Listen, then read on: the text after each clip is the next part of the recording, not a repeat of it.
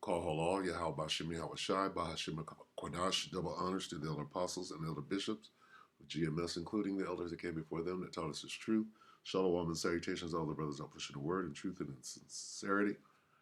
Truth and sincerity, the hopeful elect tabernacle of David, to the Akwat that are listening, learning, being a pillar of rest, the 144,000, 1/3, the hopeful elect of Israel, of the brother Yashawan. In this lesson, generally is dealing with war because you've been in a war from the time that you were born. You were born into it. You were born into the prison camp. You're a prisoner of war and you don't know it. War keeps coming up. Why? This whole book is about war. Okay? And when you take that out and you disguise that and you hide, oh, the Most High loves everybody. No. He's a warrior. He don't like his enemy. He's got enemies. Pursuant to Psalm 83, the 83rd chapter, it gives you a list of his enemies. And the ones not listed are the most dangerous ones, the 2/3 of Israel. Anyway, war is how we're getting out of here. And if you aren't fighting in this war, you ain't getting out of here. You're going to die on the battlefield because you don't even understand that you're in a war. No, you're trying to make the battlefield your heaven. You're on the battle. You were born into the battlefield and it's been a fight. When you get rest is in the kingdom, dumbass. Not on this side. All right? You're at war. And the Most High loves a good fight. He's about that war. So it's interwoven into everything, including your salvation. People speak of salvation, but it has to do with being captured. To be saved, you have to be captured. Stupid. First, you got to be captured. Like in the old stories they used to tell, somehow the princess got trapped in the castle. She's captured. And somebody has to save her. They got to go rescue her. All right. Well, we're that princess. We're the bride. All right. We're a comely and beautiful woman. We're that princess, and we're trapped in the castle. And somebody has to come and save us, Yahweh Shai, and an army. After they whoop ass on the battlefield, they're coming to get us out of the castle. And you don't understand that. Niggas are so brainwashed, they don't understand they're trapped in the castle. They want to clean the castle up and make it look good so that they can continue to be a goddamn captive. Anyway, Salaki, I'm ranting. Start at the top. See if you can get the theme of the Bible. The Lord is a man of war. The Lord is his name. Let's read it right here. The Lord is a warrior. What does that say? A warrior. What does a warrior do?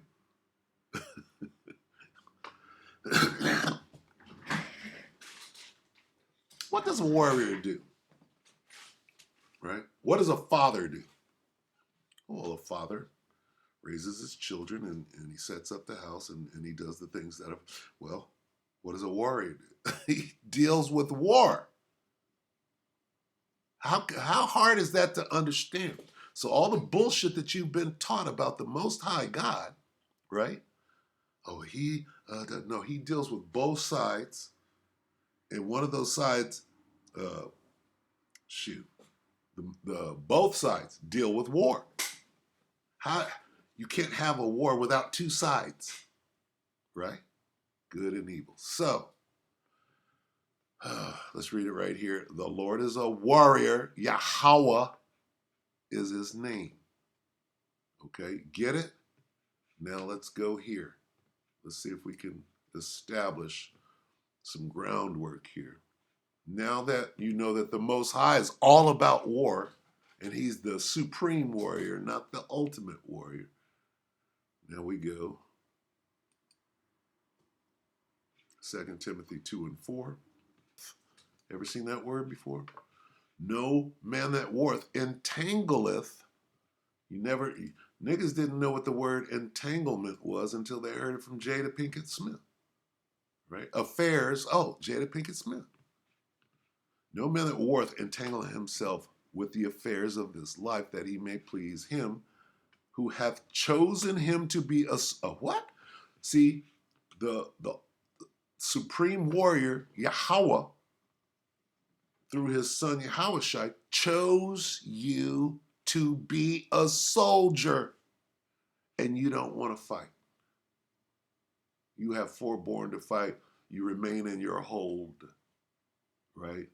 You have become as a woman. We're not war. We're not at war, nigga. You were born into war. Okay? And if you don't understand that, you ain't chosen to be a soldier. You got to understand you're a soldier. You got to understand this is a fight. There's only one way out, is through the war.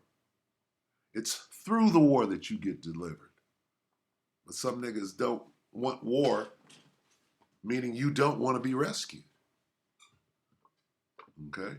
No, you have to. Everybody has to go through the war. That's why they call it World War. World War III is going to be a lot different than World War I or II. No, everybody's going to be touched. Everybody's going to be touched. There can't be a world war going on and it not touch you in one form or another. This one's going to be devastating. It's going to be going on in conjunction with Jacob's trouble. So you will be at war on one front or another. And I mean physically. You can't get out of it. Okay, you could be a dodger, a draft dodger. You can run, but guess what? You're still in the war. You should have manned the fuck up and fought on the right side. But you got caught up on the battle. You became a casualty because you were being wishy-washy and trying to play the middle. No, you gotta fucking die on the battlefield as a true warrior. Okay, as a hero. That's where that word hero comes from. Okay, which goes back to Yahushua. All right, let's read this. In the NIV, no one serving as a soldier, okay, gets entangled in civilian affairs, but rather tries to please his commanding officer, who is Yahweh Bashem Yahushua. All right?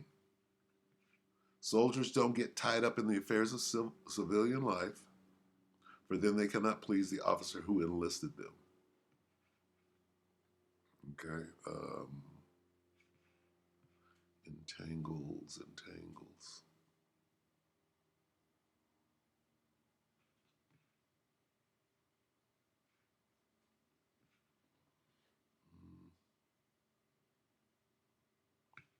Whoever serves in the military doesn't get mixed up in non-military activities.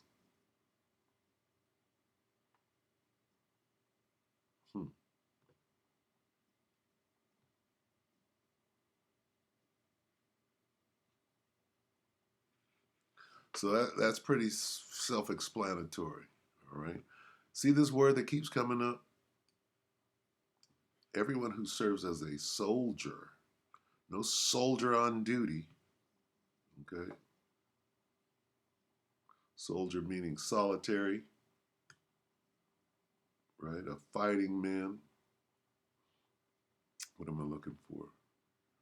You're serving in the military, okay? From the time you're born.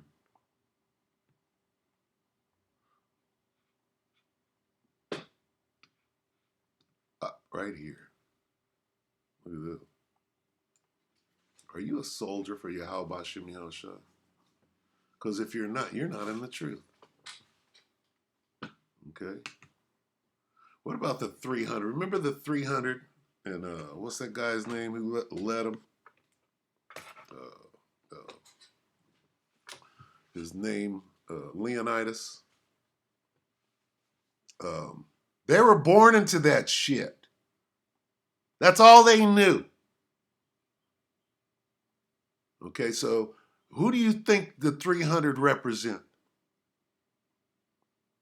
The 300 represent the elect.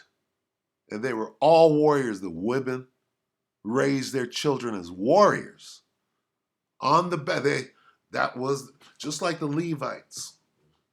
They were born into the priesthood. Well, dealing with the 300 and the, who were they? Who were they? Salakia. My mind is, it's early. Mine isn't functioning correctly. I'll get back to that. Let me see. Let's get it real quick.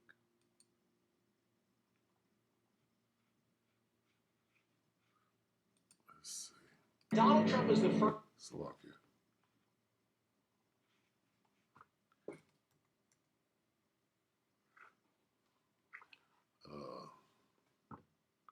What did I say his name was? Leonidas? Leonidas. Right? Das. Das, D-A-S.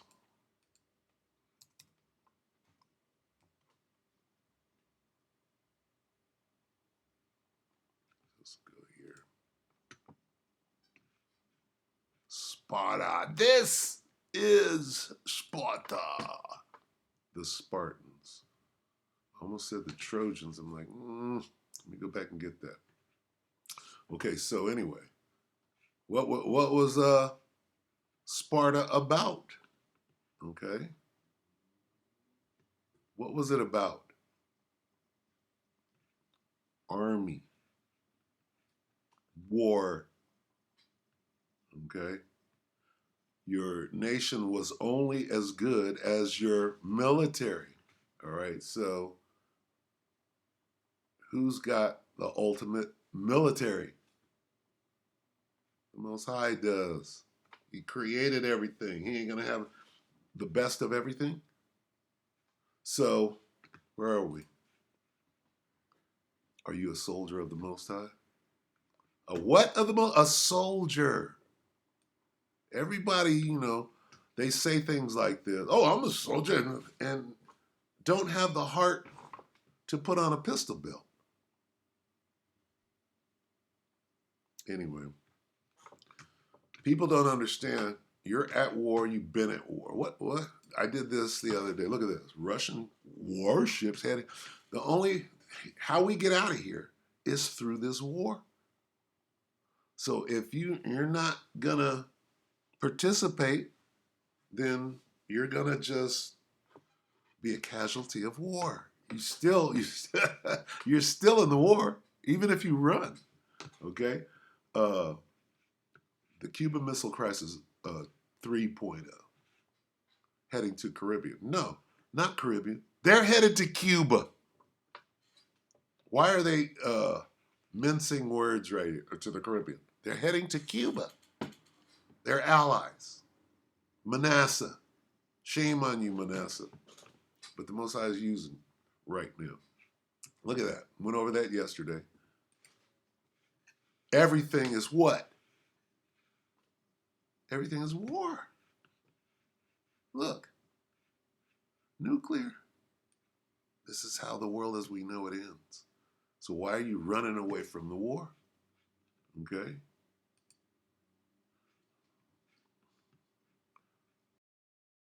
I'm a Shogun.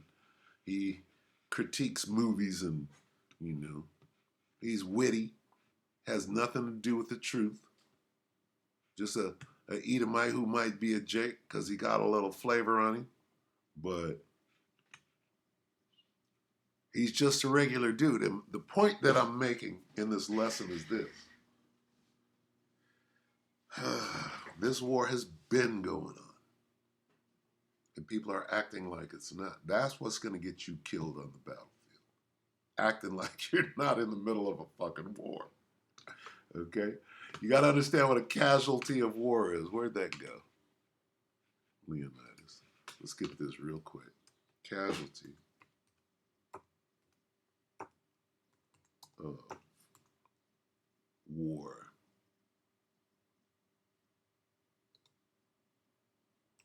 What does casualty of war mean? Definition. Let's just get it out right. Term casualties of war has been around for a while and refers to the ugly downside of military victory. Anyone who loses life or limb either in the fighting or as a civilian, whoo-hoo, right? Either in the fighting means that you're a fucking warrior and you're handling that war business, or you're a scared ass chicken running, acting like here you are, you're a man, but you're running away from the war. Like Rick James did. The nigga ran. Jimi Hendrix ran. Right?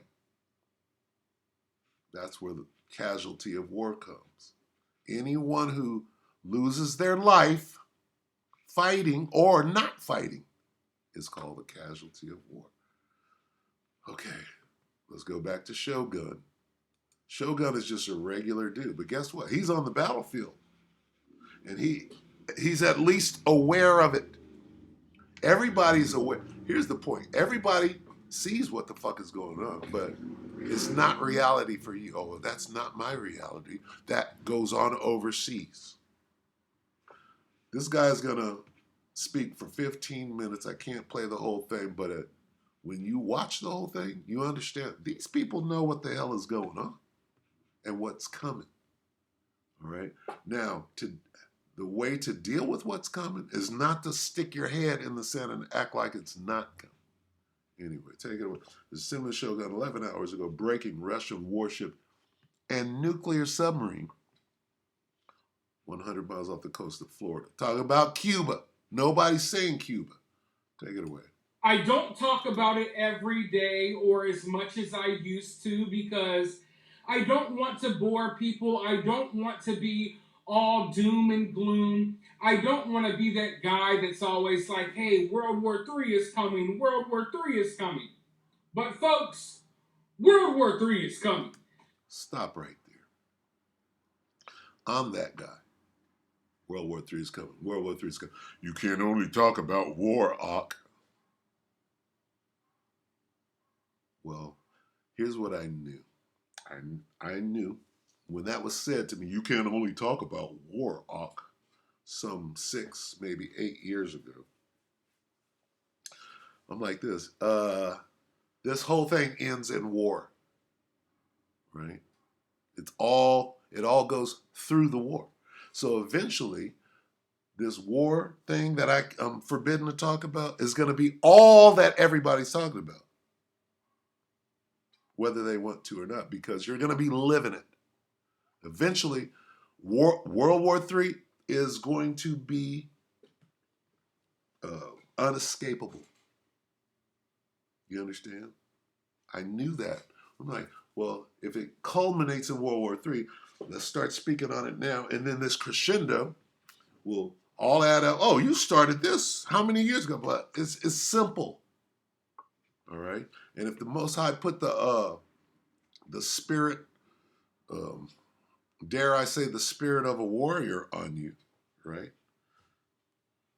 Don't you understand that in the military there's something called military intelligence? What do you think they're doing? They're not on the front line pulling triggers and stabbing people with bayonets. They're in the rear making the tough decisions. They all work together. All right? All right? So get your head in the war. Not in the game, but in the war. All right, take it away. And as I tell you all the time, I already believe we're in the middle of World War III. Stop right there. We're in the middle of World War III, dummy. It will come to the shores of America, dummy. It's in the scriptures. Okay? The troops are already here, dummy. You know all of these things.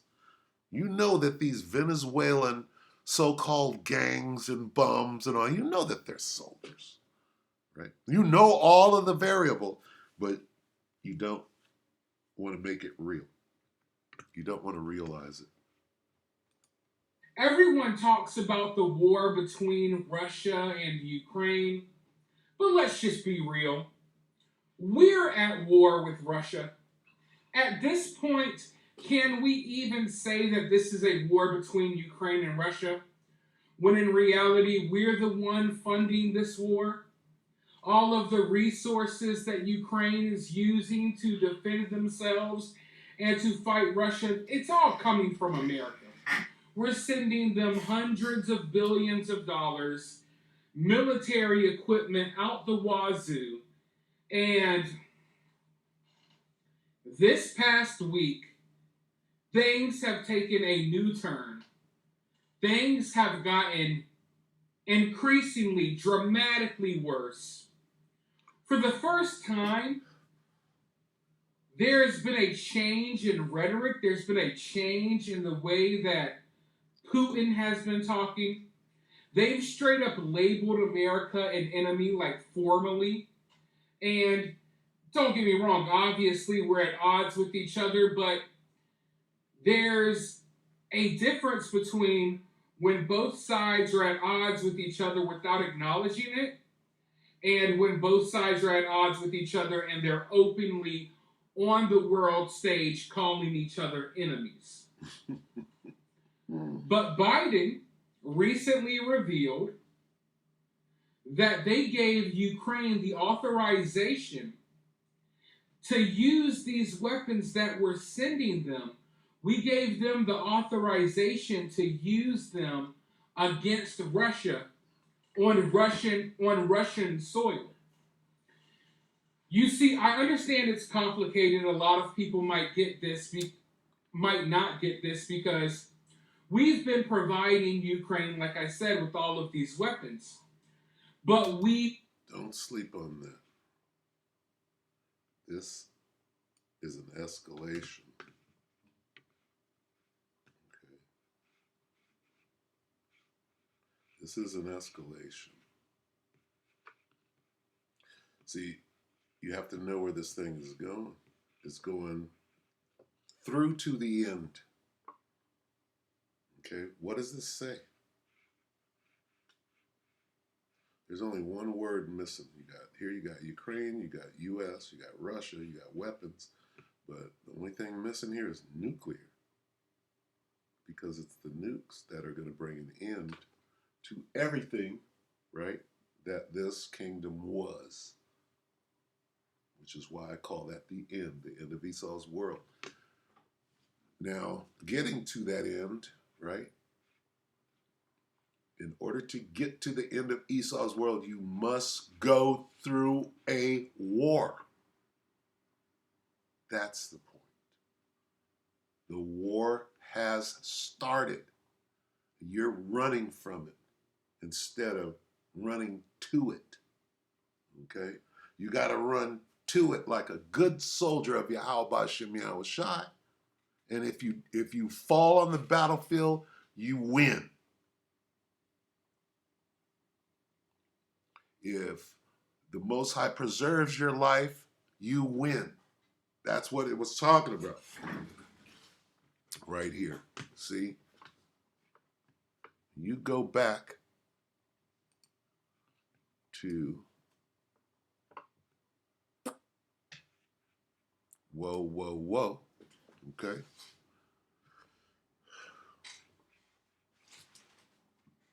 This is Revelation 9 and 12. The first woe is past. 2 other woes are yet to come. Now, when it says this, right, the first woe is past is referring to this. Okay? This is describing World War I. And when it says here, right,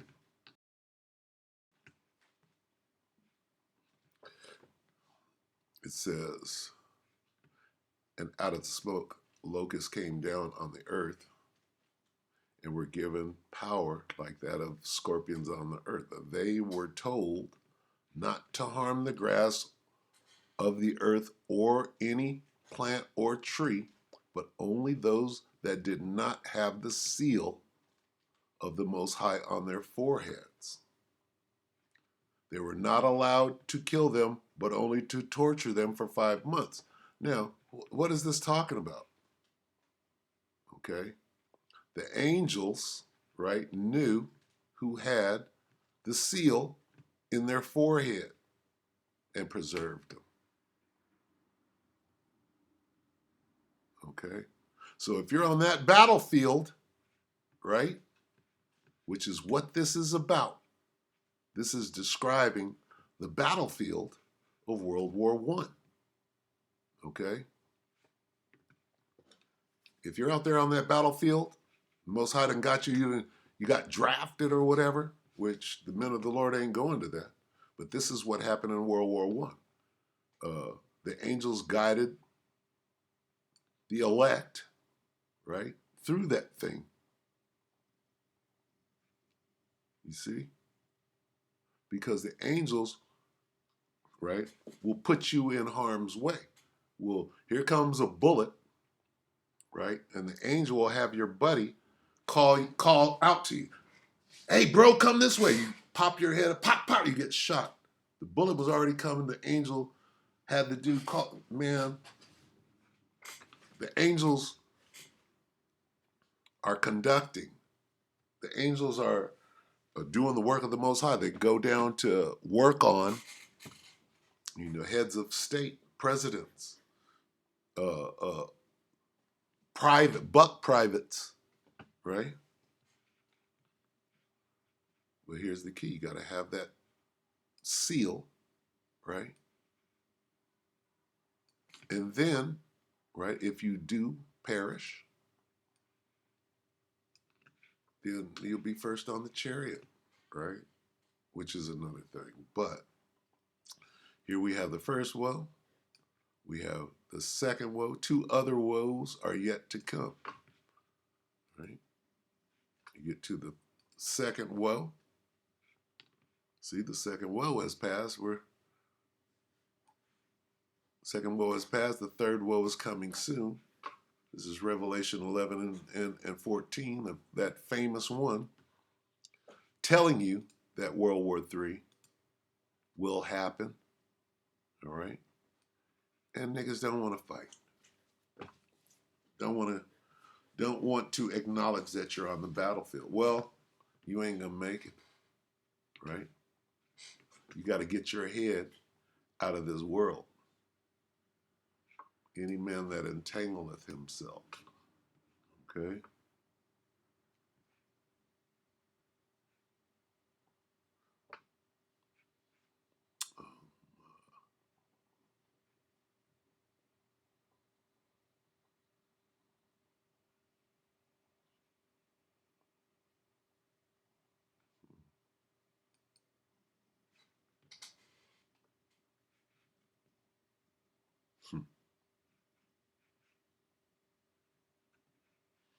Yeah, what we're doing, let's go back to the King James.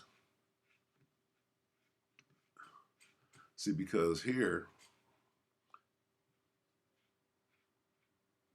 no man that warreth entangle himself with the affairs of this life, that he may please him who hath chosen him to be a soldier. See, when you read this in the King James, this directly, right, refers to the Most High. All right. Who hath chosen him to be a soldier. This is talking about the elect.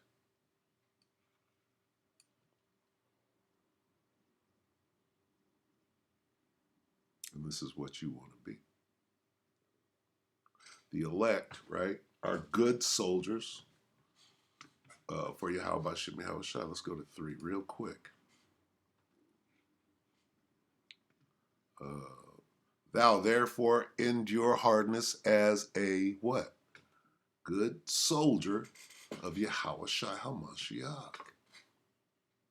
Thou therefore, what comes before that? Right, right? Be a good teacher, be a good soldier. Thou therefore endure hardness, endure until the end, so that you can be rescued. Right? If you're in this truth, you're in the 300. Guess what? The 300, they were good soldiers to the end. They knew what they had to do. You got to die. If you got to die on the battlefield, today is a good day to die. And then what? Then the chariots in the truth. That's the message. I hope that it was edifying. Get ready to fight. All right. Gear your mind. Gird up the loins of your mind. Right. Slovakia. Let me see. Gird up the loins.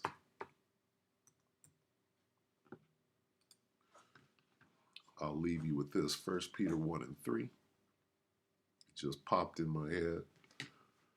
Through the spirit and power of Yahweh Shem Yahweh Shai. Wherefore, let's see.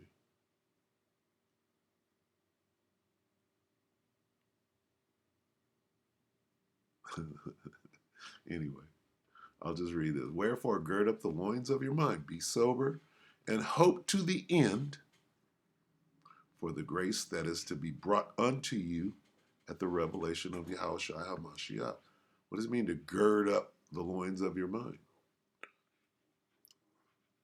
Therefore, with minds that are alert and fully sober. So prepare your mind, gird up, prepare your mind for action and exercise self-control. Prepare your mind for action in this war.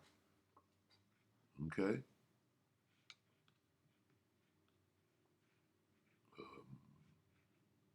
Yeah, prepare your mind for action. That's pretty straightforward. All right? Prepare your mind for action in this war.